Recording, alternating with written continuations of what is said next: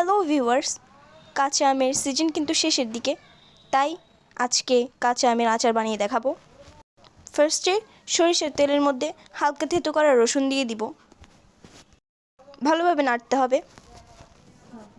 তারপর দিব red chilli,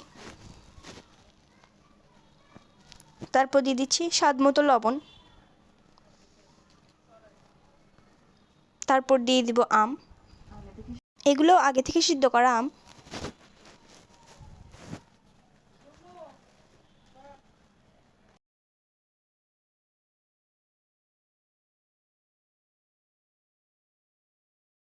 ভালোভাবে নেড়ে চেড়ে নিতে হবে।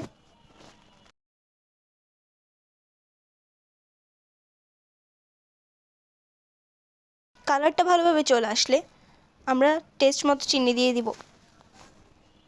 চুলার মিডিয়াম হিটে রেখে 10 মিনিট জাল করে নিলেই হয়ে যাবে আচার। Thanks for watching guys.